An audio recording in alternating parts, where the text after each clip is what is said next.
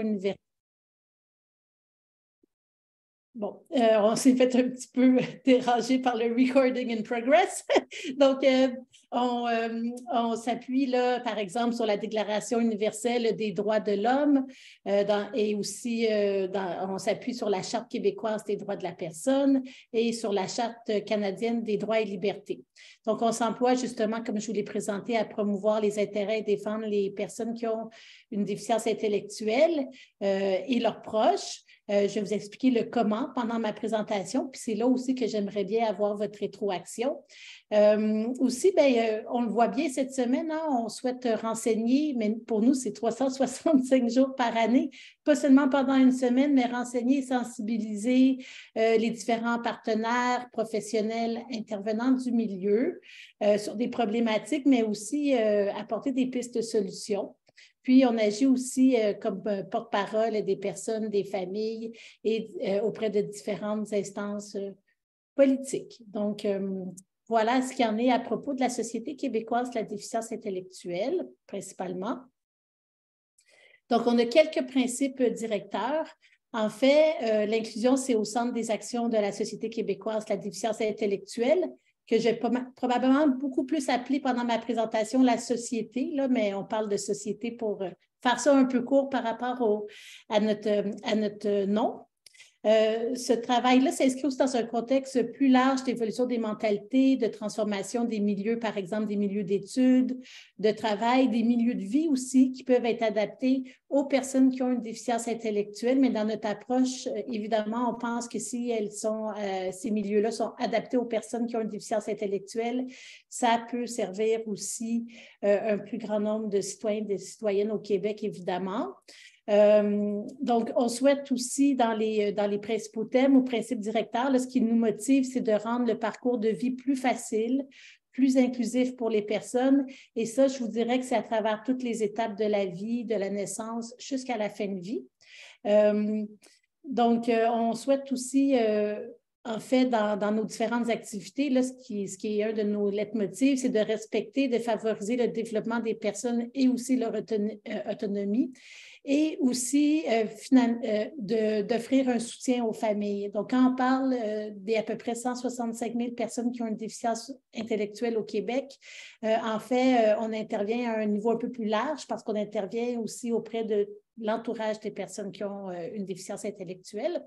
Il faut savoir aussi que pour nous, dans nos actions, puis là, vous allez vous retrouver beaucoup, hein, que l'action de l'État, pour nous, c'est vraiment un incontournable. Pour la société, l'inclusion, c'est vraiment une responsabilité collective. Malgré cela, il n'en reste pas moins que l'État, c'est à l'État que revient le rôle financier de coordonner les services et les efforts d'inclusion pour la société de façon générale. Donc, pour nous aussi, c'est vraiment au cœur de nos différentes actions. C'est pour ça qu'on agit aussi en défense des droits auprès de différents élus et l'appareil gouvernemental pour toujours qu'on soit fiers de la façon dont la société petite, la société en général, traite et considère les plus vulnérables. Donc, nos orientations, des enjeux et des solutions. Donc, je vais vous conter la petite histoire de cette vidéo-là. Donc, principalement par sa vie associative et dynamique, en fait, la société a collaboré à l'établissement de ses orientations et ses prises de position l'année passée, en 2022. Donc, lorsque je suis arrivée, ça fait quelques mois, mais ça va faire presque une année que je suis arrivée en poste, ça passe tellement vite. Donc, vraiment en synergie avec tout le milieu de la déficience intellectuelle. On a interpellé, en fait, les personnes qui ont une déficience intellectuelle, les parents, les membres de la société, différents acteurs par le biais de sondages, puis on a défini collectivement nos grandes orientations, nos 44 orientations. Évidemment, c'est le fruit d'un exercice là, qui est collectif et aussi des membres, parce que les membres ont eu la chance, en fait, de revoir notre document qui était quasi final, mais de pouvoir se prononcer aussi sur nos orientations. Donc, aujourd'hui, lorsque la Société québécoise de la déficience intellectuelle intervient, en fait, on est vraiment à l'aise parce qu'on sent que ce qu'on apporte, c'est aussi vraiment des solutions qui viennent du milieu, qui ont été rédigées de façon très concertée. Donc, la petite vidéo va vous présenter, en fait, je dirais, différentes orientations, différentes demandes qu'on a formulées suite à cette consultation-là. Il faut garder à l'esprit aussi que, en fait, au cœur de nos démarches aussi, on souhaite aussi consolider aussi davantage des partenariats, mais pas seulement auprès de, je dirais, du milieu des personnes en situation de handicap, de façon un peu plus élargie, parce qu'on considère là, que les enjeux qui touchent les personnes en situation de handicap ou les personnes qui ont une déficience intellectuelle, c'est aussi des enjeux collectifs qui rejoignent d'autres groupes. Donc, on est vraiment dans une approche où on souhaite qu'il y ait un plus grand poids pour pouvoir apporter ces solutions et les mettre en œuvre, évidemment. Donc, de plus en plus aussi, je pense que vous allez bien le voir dans la vidéo, on implique aussi beaucoup les personnes elles-mêmes, pas seulement leurs parents, mais aussi les personnes qui ont une déficience intellectuelle dans la mise en place de différentes solutions. Donc, assez parlé, je vous présente la vidéo, elle est assez courte. Vous allez voir aussi différents témoignages là, qui touchent un petit peu plus votre secteur d'activité.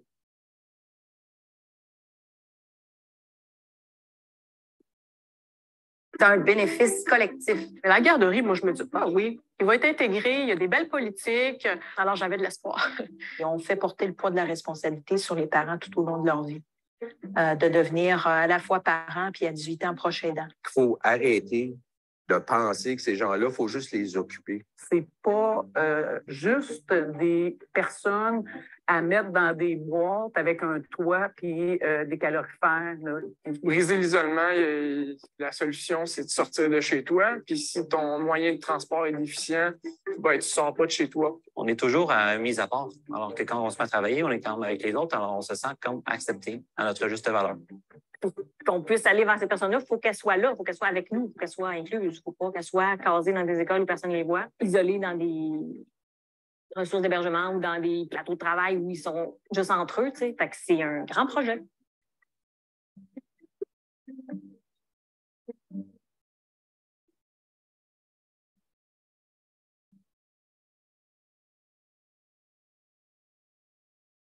Donc, si jamais ça vous intéresse de voir chacune des thématiques qui ont été présentées sur le site Internet de la Société, vous allez vraiment pouvoir voir, par exemple, une vidéo un peu plus approfondie sur la petite enfance, sur l'inclusion au travail, sur la santé et les services sociaux. Donc, si vous souhaitez les partager, vous les avez sur les médias sociaux de la Société, mais vous les avez aussi sur notre site Internet.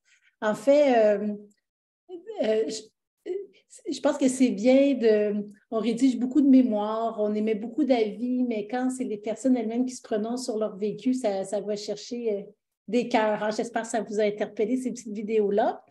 Donc, il y en a plusieurs sur notre site Internet et elles sont vraiment toutes fraîches. On dirait que j'attendais cet événement-là pour vous les présenter. Ils sont sortis la semaine passée. Même si on a une déficience intellectuelle, non, attendez, là, on est comme tout. Je fais quelque chose de pas correct. Parfait. Donc, en fait, notre consultation a permis de faire ressortir 44 orientations importantes pour le milieu de la déficience intellectuelle. Mais vous le savez, on n'est pas des équipes de 44 personnes, donc on a dû faire des choix. Donc, de la façon qu'on a fait ces choix-là, en fait, on souhaite prioriser certains dossiers en défense des droits. Je vais vous expliquer comment on le fait parce que pour nous aussi, c'est ça, faire de la défense des droits et vous parler aussi des différents partenaires avec lesquels on collabore. Puis après cette petite diapositive-là, si jamais vous avez des questions, bien là, vous allez être appelé à poser quelques questions. Donc, comment nous, on fait ça, notre défense des droits et comment on s'entoure? En fait, l'implication des membres, elle est vraiment un des objectifs importants de la société. On souhaite dynamiser, en fait, notre interaction avec les membres. Je vous en parlerai un peu plus tout à l'heure sur comment on intervient, mais quand on parle des membres, c'est les 92 membres de la société, mais c'est les personnes qui sont affiliées aussi, donc les parents et les personnes qui ont une déficience intellectuelle. On a récemment mis sur pied des groupes de travail parce qu'évidemment, la société, on a fait le choix de traiter certains dossiers en priorité en fonction, par exemple, de notre expertise, de nos forces, de notre historique, puis aussi le plaisir qu'on a à travailler sur ces dossiers-là. Mais évidemment, on ne peut pas faire ce travail-là à l'interne non plus nécessairement dans la priorisation des dossiers.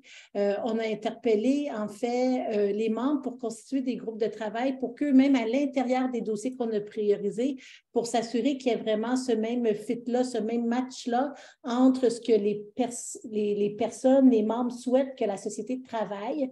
Donc, ce que je vous dis là aujourd'hui, c'est toujours en évolution parce que ça dépend aussi de l'actualité, ça dépend aussi de comment il y a différentes mesures, ça dépend aussi du budget, donc ça dépend aussi de différentes annonces qui sont faites. Donc, c'est toujours évolutif, mais je vais quand même vous guider puis vous préciser quel dossier on travaille en priorité et comment on le fait aussi. On a aussi évaluer les complémentarités avec les autres regroupements, surtout les autres regroupements nationaux qui sont avec qui on collabore de près. Il y a la COFAN, la CRIF, la Fédération québécoise de l'autisme, la FQA et le COSP pour la santé mentale. Donc, on a regardé aussi de ce côté-là avec eux, c'est quoi vos dossiers prioritaires et comment on peut faire des alliances. Je vous donne un exemple. Par exemple, le dossier du transport était un dossier qui interpellait beaucoup les membres de la société, mais c'est quelque chose qui est quand même assez élargi. Il y a la COFAN qui travaille cet enjeu-là depuis très longtemps, puis ils ont vraiment une expertise assez fine. Donc, on s'allie avec aussi d'autres groupements, même si ce n'est pas nous qui portons le leadership. On invite les membres de la société à se prononcer, à s'impliquer aussi, mais davantage dans une coalition où on travaille avec d'autres groupements nationaux. Mais ça reste quand même une priorité, mais c'est dans la façon de faire, c'est un petit peu différent comment ça s'opérationnalise. Donc, je vous donne un autre exemple. Au niveau de l'éducation, on travaille de très près avec la Fédération québécoise de l'autisme. Puis, on fait des représentations communes pour éviter que chacun de notre bord, on aille solliciter les mêmes personnes. Donc, c'est important pour nous qu'on manifeste en fait une façon de travailler en défense des droits sur le terrain avant de s'approcher des élus ou de l'appareil gouvernemental. Puis, je vous donne un exemple. On a travaillé aussi à l'automne passé avec le RPCU sur la question de l'hébergement, du logement.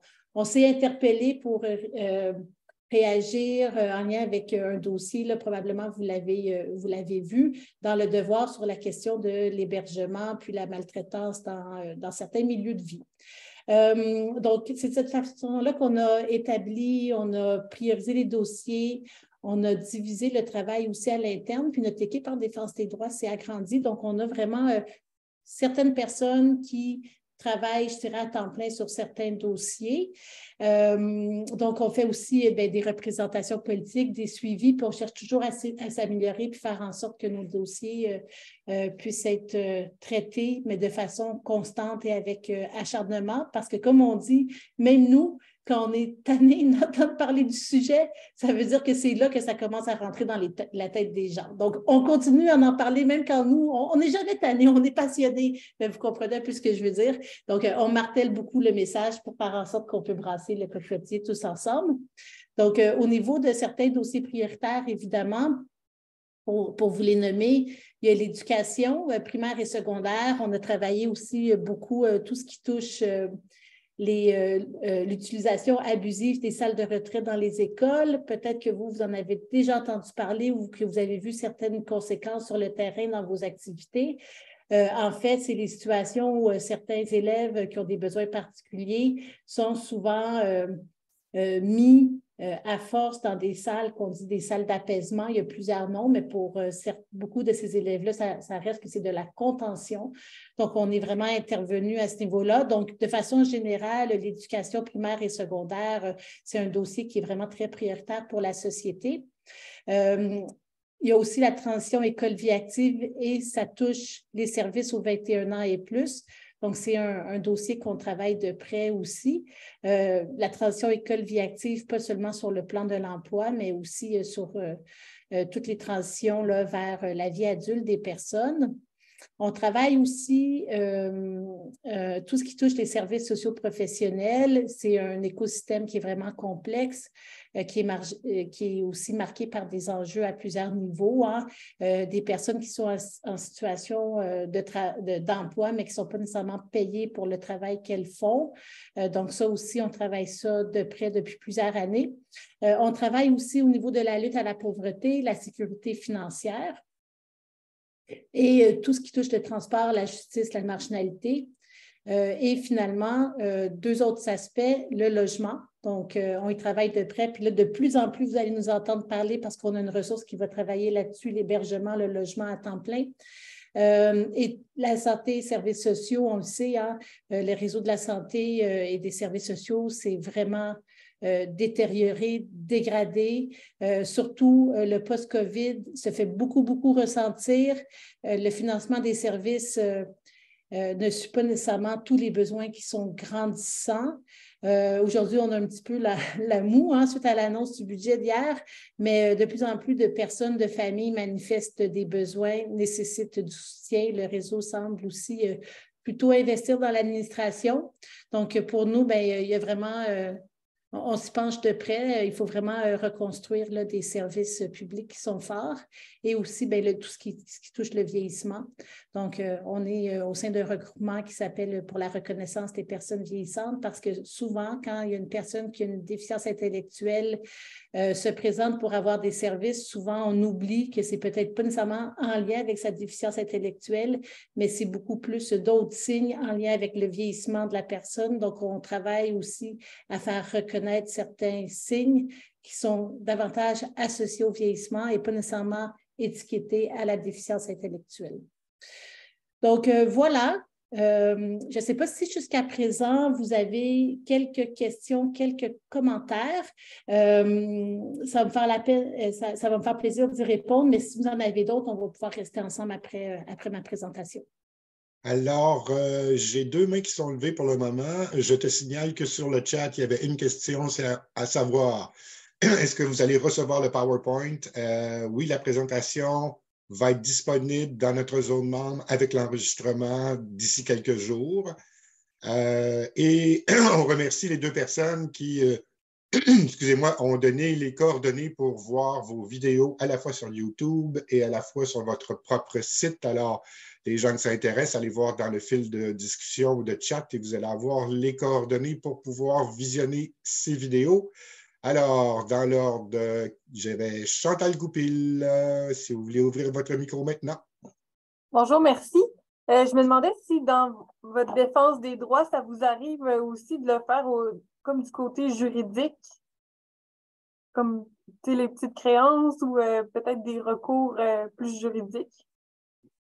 Bien, en fait, nous, on ne fait pas d'intervention directement auprès des personnes elles-mêmes. On est un regroupement d'associations.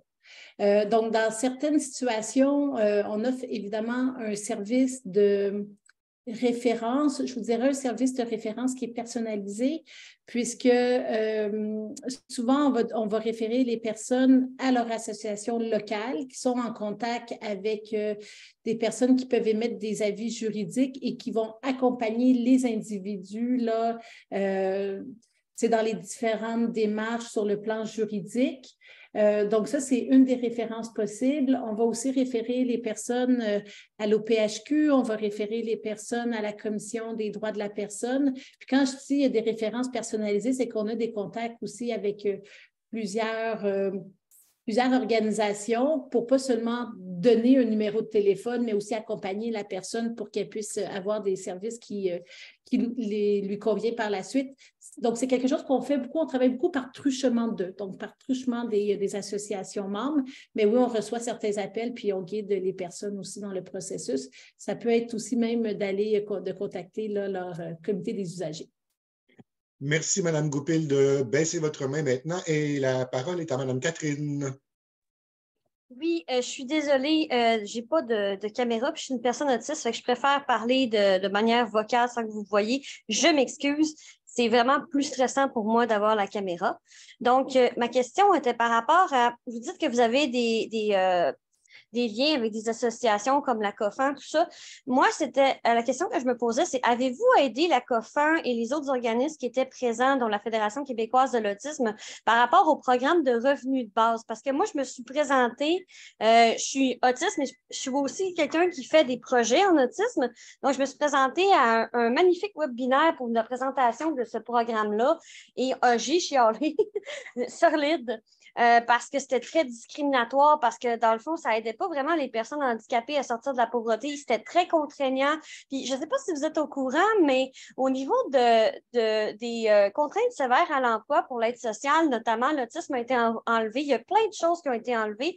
Puis c'est d'autant plus difficile parce que moi, j'accompagne des gens pour aller voir leur médecin de famille pour la contrainte sévère à l'emploi parce que, tu sais, en autisme notamment, il y a beaucoup de gens qui ne sont pas capables de travailler. Je sais qu'en déficience intellectuelle, mon garçon est autiste et déficient intellectuel. Il y a plein de gens qu'au niveau du travail, c'est pas évident, qui vont avoir besoin de ces contraintes sévères-là en emploi, qui auraient besoin du programme de revenus de base, mais ils ont fait un programme qui n'a pas de bon sens. Et là, moi, je me demandais, au niveau de la société, de la Société québécoise de déficience intellectuelle, avez-vous regardé ce programme-là et allez-vous chialer parce que déjà là, il y a une attente de 5 ans au rentrer sur ce programme-là qui est extrêmement complexe. Il faut déjà passer par l'aide sociale, il faut déjà avoir un médecin de famille pour prouver la déficience, pour prouver que le fait que la personne n'est pas capable de travailler, alors qu'on sait que la plupart des gens n'ont pas de médecin de famille. C'est absurde et complexe. Excusez si je suis fâchée comme ça, mais c'est parce que moi, je vois une situation où on empêche les gens d'accéder à un programme qui, même si, bon, il n'est pas parfait, pour quand même aider, notamment au point que ce programme-là permet à la personne handicapée de ne plus être coupée quand elle est en couple. Puis ça, ben, c'est un problème parce que présentement, ils sont coupés s'ils sont en couple, d'avoir la possibilité d'avoir plus d'argent de côté. Donc, on veut les sortir de la pauvreté. Moi, en tant que personne autiste, je sais que je suis une exception, OK, parce que je suis capable de travailler. Je sais aussi que mon garçon qui a une déficience intellectuelle sévère ne sera probablement pas en mesure de travailler en plus de son autisme. Puis je me dis, tabarouette, on leur met des bâtons dans les roues. Est-ce que vous allez faire quelque chose de ce côté-là? Parce que ça semble être dans votre mission d'aller voir les gouvernements et leur dire « Hey, c'est parce que ça ne marche pas, là. Ce programme-là, il est trop difficile d'accès pour les besoins. » Voilà ce que j'avais à dire. Merci, Mme Catherine. Amélie.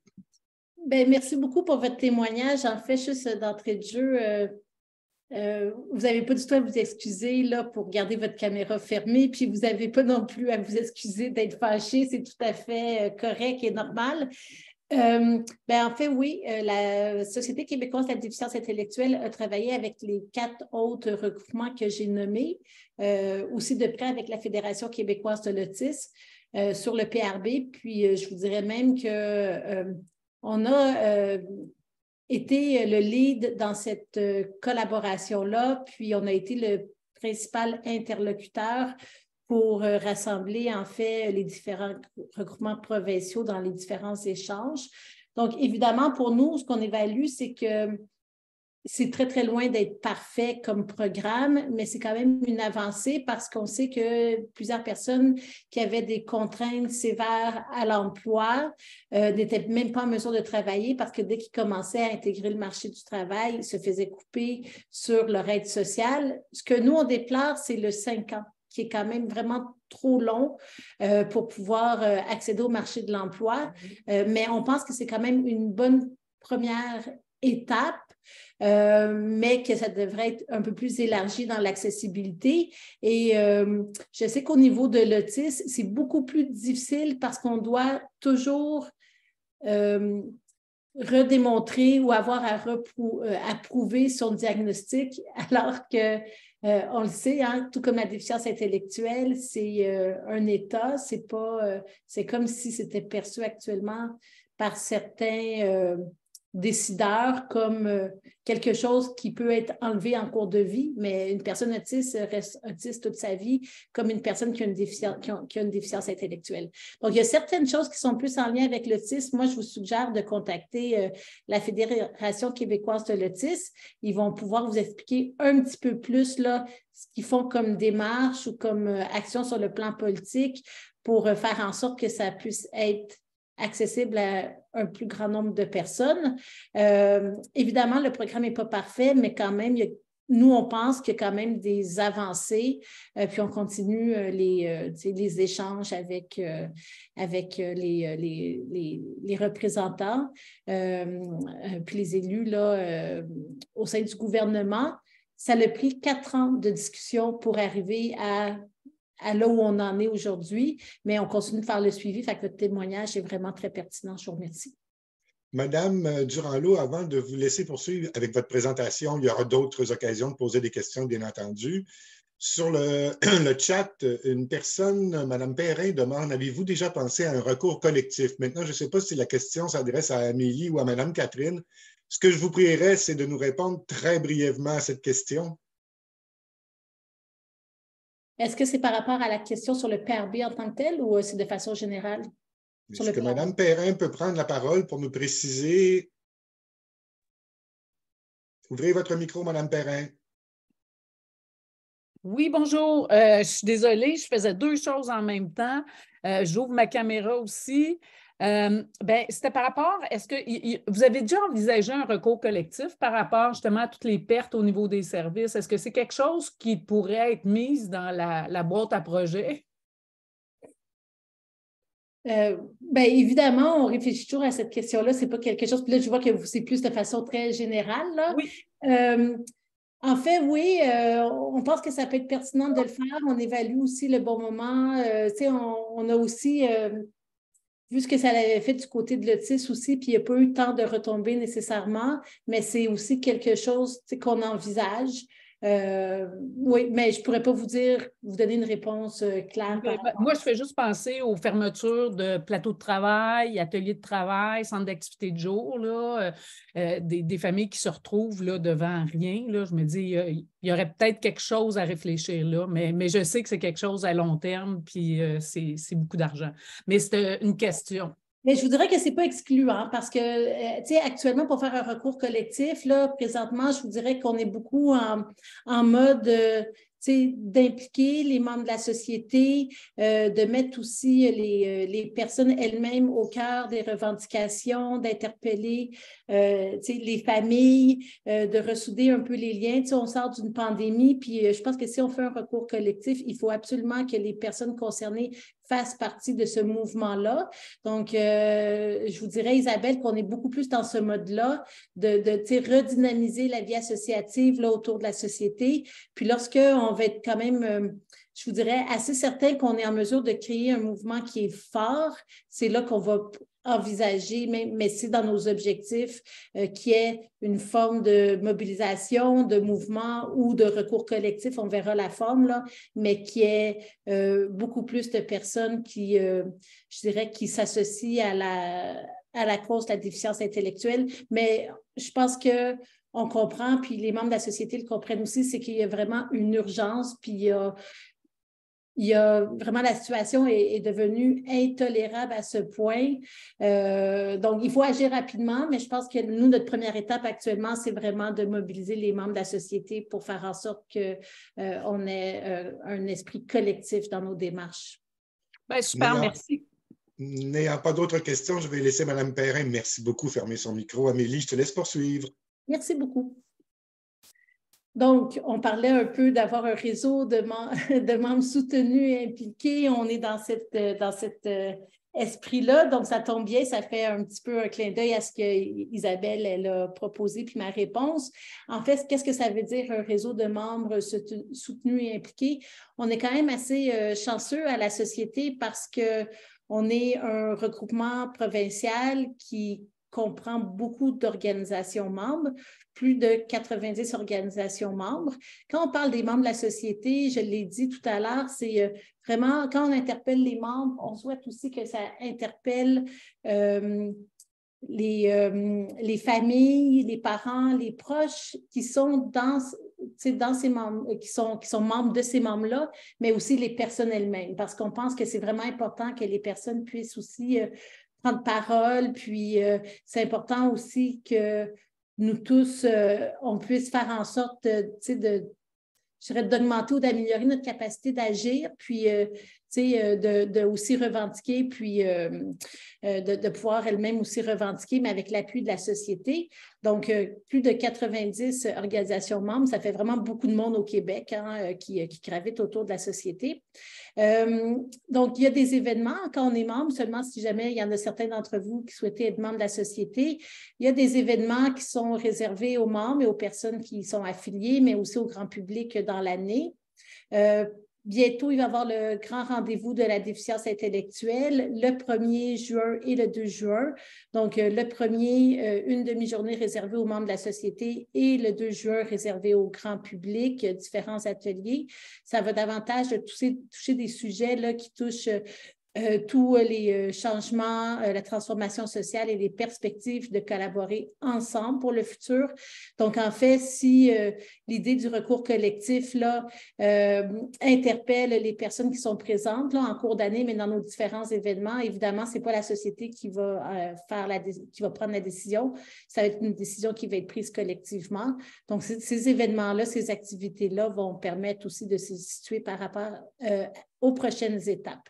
Il y a des formations aussi qui sont offertes aux membres de la société. Vous pouvez les voir sur le site Internet. Des cercles d'apprentissage aussi, où c'est vraiment un espace d'échange d'associations entre elles sur différentes difficultés, puis des pistes de solutions que ces associations-là vivent au quotidien. C'est vraiment les membres qui choisissent les différents sujets qui sont traités dans les cercles d'apprentissage, et on a aussi des groupes de travail, donc différents groupes de travail, dont le groupe de travail Mobilisation, qui est en train d'évaluer en fait les prochaines étapes pour qu'on ait en fait une vie associative démocratique qui est aussi qui peut porter ses fruits, puis qui a toujours on vise un plus grand impact dans nos actions. Donc, en fait, c'est différentes activités si jamais vous souhaitez être membre. Sur notre site Internet, il y a aussi toutes les informations nécessaires là, pour joindre notre groupement. Je ne sais pas si vous avez quelques questions sur le comment, mais il y a toujours possibilité, si vous êtes une organisation, de vous joindre là, aux membres de la société. Ça va pour ça? À moins qu'il y ait des questions? On n'a pas de main levée pour le moment, puis ni de commentaires sur le chat. On peut te laisser poursuivre. Très bien, merci. Donc, quelques mots sur l'intersectionnalité et d'autres formes de collaboration qu'on mène à la société. Évidemment, c'est un concept qui vise à identifier des axes d'identité d'une personne. Donc, on souhaite aussi, lorsqu'il y a des enjeux d'intérêt commun, de pouvoir s'allier aussi avec d'autres organisations ou collaborateurs, surtout des collaborateurs là, provinciaux, pour que notre voix soit davantage entendue. Notre voix, je parle de la voix des personnes qui ont une déficience intellectuelle et leurs proches. Donc, on travaille dans cet esprit-là. On travaille, par exemple, de pair avec le Conseil LGBTQ2+, avec aussi différents groupes de recherche et d'autres organisations pour tout ce qui touche l'injustice systémique. Donc, on travaille avec plusieurs autres groupes qui nous appuient aussi dans nos revendications, dans nos prises de position. Donc, quelques mots aussi pour vous dire qu'on est aussi, quand on s'approche de d'autres groupes, mais c'est toujours afin de pouvoir défendre davantage les personnes qui ont une déficience intellectuelle.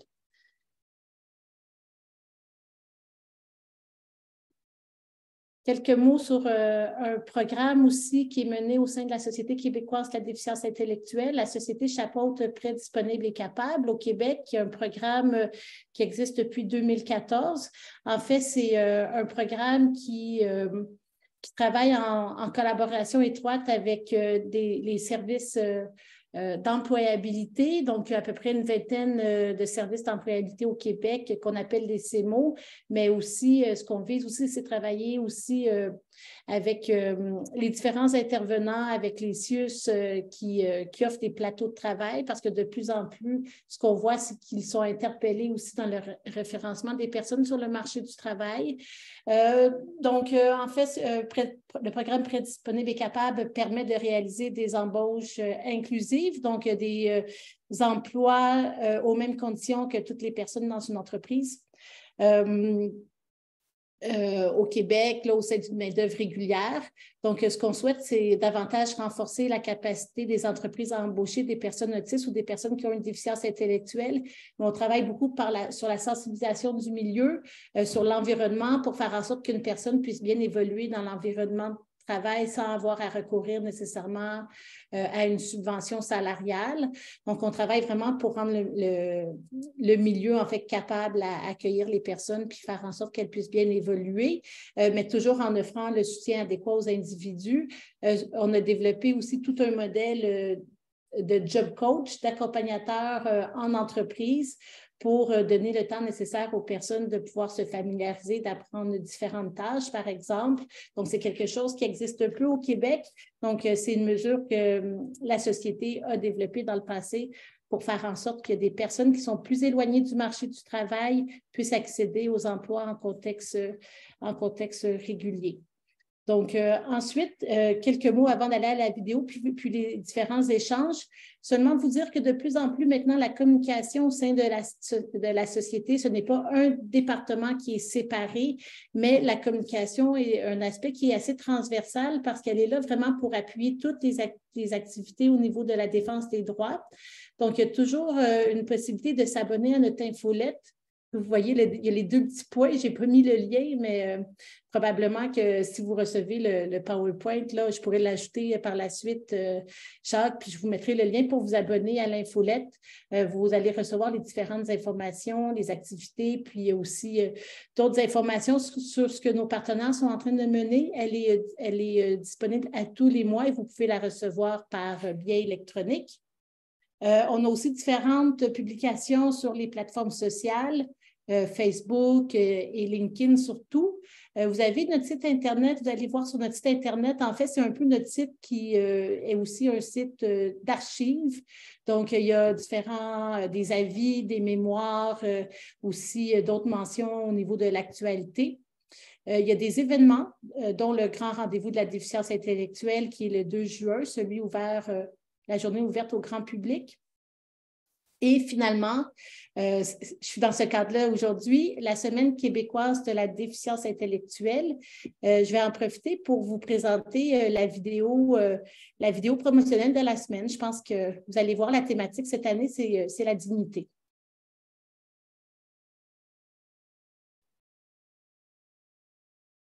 Donc, vous êtes prêts? J'appuie sur play. Les plus beaux trésors et de douce, et ces perles qui brillent autour de nous. Est-ce qu'on vous l'a déjà dit? Il suffit de regarder avec son cœur et sentir son pouls. Ces trésors sont partout. Car il n'y a pas d'écart entre lui, elle, vous et nous. Il n'y avait que des secrets et des non-dits, mais heureusement aujourd'hui, c'est dit. Alors dis-le-moi, dis-le lui. Que la vie est maintenant dévoilée, nos différences valorisées. Il est ton ami, son frère, leur fille, d'une famille proche ou éloignée. Mais c'est toujours quelqu'un qui aime et qui est aimé. Mais qu'on se le dise, les enjeux sont réels et d'ici. C'est bien de faire ce que l'on dit, mais tellement plus beau de faire ce que l'on doit. Le droit à la dignité proprement dit est senti. Ça en dit long sur la nature humaine, l'envie de s'entraider, de se donner la peine. Pour comprendre d'où elle vient et ce qu'il veut, de se mobiliser pour faire remonter à la surface des enjeux de société souvent oubliés. Mais ils ont leur place, ils et elle aussi. La dignité, c'est la simplicité pour toi du point B au point A, mais pour lui, le besoin d'un meilleur transport adapté. La dignité, c'est la facilité pour moi d'étudier sans voyager et donc pour lui de marcher à son école de quartier avec des services accessibles, gratuits et de qualité. La dignité, c'est aider les aidants qui ont le cœur jeune mais se font vieillissants. Porter main forte à ceux et celles qui ont été le fort et forteresse des trésors plus tôt mentionnés. C'est important. La dignité, ça s'explique, ça se voit, ça s'écrit et s'entend aussi. Par les yeux heureux d'un service réussi et au son des merci de tous ceux et celles pour qui ça change une vie. Répétez après moi. La dignité maintenant se dit. D-I.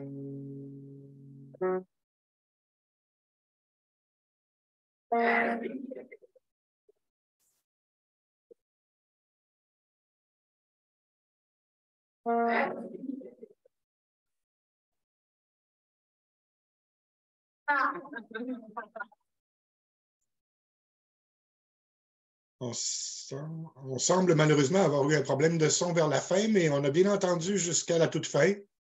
Alors, Amélie, avant de te repasser la parole, il y a une question, comment on fait pour devenir membre de la société? Alors, la réponse a également été diffusée. Grosso modo, c'est votre site Internet, hein, www.sqdi.ca. À toi, Amélie. Parfait, merci beaucoup. On dirait qu'il y a quelqu'un qui travaille pour la société dans l'auditoire, qui est la personne qui partage tous les liens. Merci beaucoup. En fait, c'est la Semaine québécoise à la déficience intellectuelle cette semaine. Seulement quelques mots sur la semaine. On est à sa 35e édition. Donc, c'est une semaine où il y a un concentré d'activités un peu partout en province. La société chapeaute vraiment toute la coordination de la semaine. Cette année, en fait, on a choisi d'avoir ce lancement-là en virtuel par la vidéo que vous avez vue, mais aussi d'avoir tout un réseau de porte-parole à travers la province. Donc, il y a quand même une belle vitrine médiatique. Les journalistes peuvent contacter des ambassadeurs là, répartis sur l'ensemble du territoire pour qu'ils puissent faire des témoignages et contribuer aussi à ce que la déficience intellectuelle soit plus connue, où le grand public peut être sensibilisé à la cause, mais dans différents aussi journaux, médias locaux, régionaux et provinciaux. Donc, voilà pour la semaine. J'en profite pour vous souhaiter une bonne semaine québécoise à la déficience intellectuelle et j'apprécie beaucoup le moment, là, le temps d'arrêt que vous avez fait pour pouvoir écouter ma présentation. Puis, j'espère que ça vous a permis de vous situer un petit peu plus sur comment la société fait de la défense des droits aujourd'hui en 2023. Voilà, donc... je vous remercie pour votre écoute. Si jamais vous avez des questions, il y a le site Internet de la Société, il y a notre adresse courriel et le numéro de téléphone. Donc, je pense que je vais arrêter le partage de l'écran parce que c'est toujours plus agréable là, de voir les visages et tout ça. Donc, voilà, il reste encore quelques minutes, une dizaine de minutes. Si vous avez des questions, des commentaires, soyez les bienvenus. On a déjà la main levée de Mme Perrin. En activant votre micro, s'il vous plaît, Mme Perrin. Oui, merci. encore moi. Je vous partage un texte que moi et deux autres mères avons écrit et qui a été publié dans la presse le week-end dernier. Et je suis curieuse, Amélie, de savoir, est-ce que ce texte-là, avec la SQDI, ça pourrait faire du chemin? Puis de quelle façon? Parce que, en fait, pour vous faire, je vous le partage maintenant, c'est le cri du cœur de trois mères qui se disent on ne se peut plus, il faut faire quelque chose. Nos enfants n'ont pas d'avenir et on veut que ça bouge, on veut que ça change. La question est ouverte et je te laisse aller là-dessus, mais je me dis, on est très consciente hein, qu'on n'est pas les seules mères. Il y a beaucoup de gens qui nous ont, particulièrement des mères, qui nous ont écrit, qui ont dit mais c'est tellement ça qu'on vit, puis qu'est-ce qu'on peut faire, qu'est-ce qu'on peut faire? Bien, je vous relance à la SQDI la question, qu'est-ce qu'on peut faire? C'est vraiment une bonne question. Puis oui, j'ai vu l'article, puis c'est vraiment un bel article. C'est un cri du cœur de trois mamans là, qui représentent beaucoup plus de personnes, des milliers de personnes. Bravo pour avoir fait ça. En fait, c'est une question, mais j'aime pas bien ça, mais ça va être répondre à une question par une question aussi, parce que c'est toujours intéressant quand c'est les personnes concernées aussi qui nous amènent quelques pistes de solutions. Mais en fait, évidemment, on veut que ce soit la voix des personnes elles-mêmes qui sont concernées, qui soient entendues, mais entendues aussi avec tout leur cœur. Donc, l'article aussi, évidemment, ça ne sera pas... ça ne sera pas un article qu'on a juste mis sur nos réseaux sociaux. On va probablement vous interpeller, mais interpeller aussi d'autres parents, puis de façon collective pour voir comment votre voix peut porter aussi, parce que c'est vraiment ça qui va toucher les cœurs. Là, on a beau aller chercher des concepts, de la théorie, ce qui se fait ailleurs, tout ça, mais on sait que ça peut prendre des années, puis les besoins sont grandissants et sont urgents. Donc, évidemment, on pourra vous interpeller, mais voir aussi, le recours collectif, c'était vraiment une excellente idée, puis on s'en va vers ça plus rapidement aussi, mais de plus en plus aussi, la société, on va aller dans une je dirais, une vision où on va interpeller les personnes, les parents, il faut aussi que les personnes aussi prennent de refaire un peu, je vous dirais, puis c'est toujours la difficulté au niveau de la défense des droits puis de la mobilisation, c'est quand on est pris au quotidien, c'est de s'arrêter quelques minutes, puis bravo Isabelle, puis aux 2 autres mamans aussi qui ont rédigé l'article, c'est de rappeler l'importance d'agir collectivement, puis d'embarquer dans une cause, puis aussi de s'impliquer, même si c'est vraiment pas évident au quotidien dans tous nos agendas qui sont mais on a des contacts avec, on établit le dialogue avec les attachés politiques, tous les ministères. Évidemment, il y a eu un changement de gouvernement, puis même les attachés entre eux, ils changent de chaise, on les interpelle. On est en train de, justement, en lien avec l'article, on est en lien avec le ministère, on a une rencontre avec eux fréquemment, on est en lien avec l'attaché politique, on les interpelle. On travaille actuellement avec les partis de l'opposition aussi pour qu'ils puissent nous appuyer.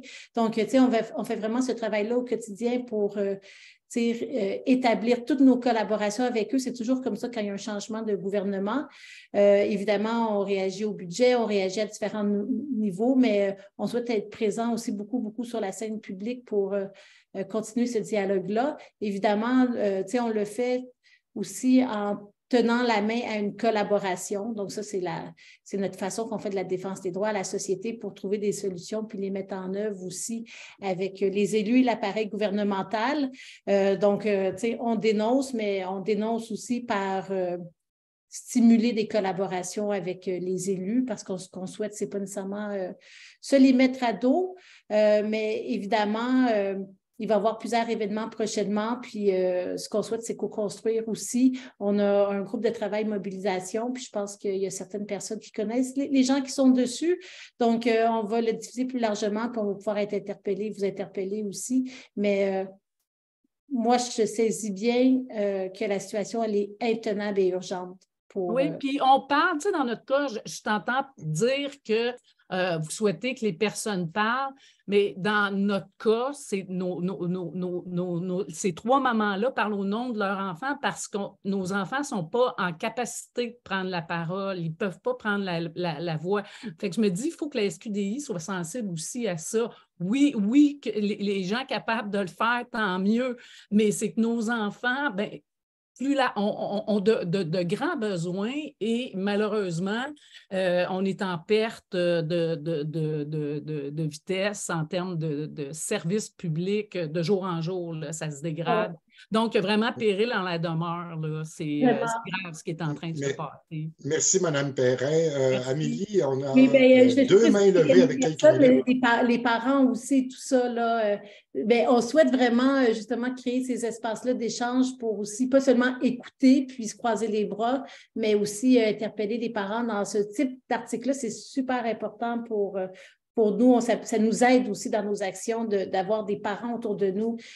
On peut inviter ou interpeller pour qu'ils prennent parole aussi également. Là. Je voulais juste dire, ce n'est pas comme une gang de salariés qui parlent au nom d'eux. Ça prend aussi une implication et nous, on est en mesure de soutenir aussi le milieu de la déficience intellectuelle. Amélie, il nous reste quelques minutes. J'ai 3 mains levées. Alors, on va aller dans un mode rafale avec des questions les plus courtes possibles. S'il vous plaît, Mme Catherine, Mme Nathalie et Sylvie. Mme Catherine d'abord. Oui, bien, dans le fond, je voulais juste rajouter ce que Mme Perrin disait. Nous, les personnes handicapées, parce que l'autisme en fait partie, on veut être impliqués dans ce genre de discussion-là. C'est vrai qu'avec la déficience intellectuelle, il y a certaines personnes qui vont avoir plus de difficultés à parler, mais il y a moyen d'adapter les choses pour certaines personnes. C'est sûr qu'il y en a pour d'autres que c'est vraiment plus difficile, mais le par et pour, c'est aussi avec les personnes qui vivent la situation de handicap. Moi, je l'ai dit dans le chat tout à l'heure, là, si on veut réussir de quoi, il faut qu'on se mette toutes les personnes handicapées ensemble, de tous les handicaps avec les parents, parce que moi, j'ai le double chapeau. Je suis parent de maman d'enfants handicapés, mais je suis moi-même handicapée. Puis en plus, je suis conjointe d'une personne qui a un handicap. Fait que je connais un petit peu le principe. Ce que je veux dire par là, c'est que là, à l'heure actuelle, ce qui me dérange présentement dans le discours qu'on a, c'est que c'est soit les parents, soit les associations ou soit les personnes handicapées qui tout seuls partent des associations de leur bord. On peut-tu se mettre tous ensemble puis arriver au gouvernement puis dire là, c'est vraiment ça qu'on veut. Comme personne handicapée, comme proche qui aide la personne handicapée, puis comme association. Je commence à être vraiment tannée qu'on soit toutes scindées. Il faut vraiment qu'on se mette ensemble. Je suis désolée de dire ça comme ça, là, mais c'est quelque chose qui me dérange comme personne handicapée, puis comme maman de aussi. Voilà. Merci, merci Catherine. Ton micro, Jacques. Excusez-moi, merci, Madame Catherine. Madame Nathalie, en ouvrant votre micro, s'il vous plaît. Bien, vous avez, bonjour. Vous avez mentionné les salles de retrait dans les écoles là, où vous travaillez sur ce dossier-là. Moi, je trouve ça hyper prioritaire parce que c'est très préoccupant. On ne sait pas ce qui se passe. Les parents vont à l'école. On sait que notre enfant a été retiré de la classe ou isolé, mais on ne sait pas. Il y a beaucoup de non-dits. On ne sait pas ce qui se passe. Il faut débloquer ça puis qu'il y ait des documents ou je ne sais pas, une action pour savoir qu'est-ce qu'on doit faire dans ces milieux-là là, pour que ça soit légal. Merci. Merci beaucoup. À ce stade-ci, j'avais Sylvie qui avait la main levée, qui a été baissée. Est-ce que tu veux profiter tout de suite d'un temps de parole ou tu laisses Amélie terminer avant de la remercier? C'est ça que je comprends. Alors, Amélie, ton petit mot de la fin avant qu'on laisse Sylvie clore la réunion. Oui, merci beaucoup pour votre temps. Puis je vous invite à suivre les activités de la société pour voir ce qu'on est en train de mener de façon collective. Merci. Avant de passer la parole pour le mot de la fin à Sylvie, je signale que vous devriez avoir déjà reçu dans votre boîte courriel une invitation à prendre 1 ou 2 minutes. C'est un petit sondage de réaction sur qu'est-ce que vous avez pensé de ce webinaire. Donc, c'est très, très rapide à répondre sur quelques questions à peine. Merci de cliquer et de nous envoyer vos réactions. Là-dessus, pour le mot de la fin, Sylvie. Merci, Amélie. Merci tout le monde d'être là en grand nombre. Le RPCU est en lien directement aux problématiques du réseau de la santé et des services sociaux. On ne le dit jamais assez, les services sociaux sont liquéfiés, je le dis à chaque fois. Dans ce contexte-là, l'intégration au travail faisait partie de la réadaptation et là, on fait semblant que ça n'existe plus. Dans nos tables de mission, comme Amélie le dit, nous, c'est la préoccupation et constance ainsi que le transport, tout ce qui est en lien avec la vie de chacun et chacune, qu'on soit parent ou que la personne soit handicapée intellectuelle, c'est la vie de chacun. Je suis assez préoccupée de l'avenir, vous l'êtes aussi. On est dans une étape où effectivement il va falloir créer des solidarités, mais au-delà, je pense qu'il va falloir revenir à une vision plus contemporaine, je vais l'exprimer comme ça, sur de la défense pur jus. Parce que le gouvernement nous entend. C'est à géométrie variable. Alors, j'espère que nos collaborations vont être fructueuses. J'espère qu'on va être capable de travailler sur des dossiers communs pour faire un peu avancer ce qui recule constamment, je dirais, depuis plusieurs années. Alors, merci. Merci, Mme Leblanc, de nous avoir présenté, sans nous présenter votre fils, j'imagine. Alors, au plaisir et à très, très bientôt. Merci, Amélie. Merci beaucoup.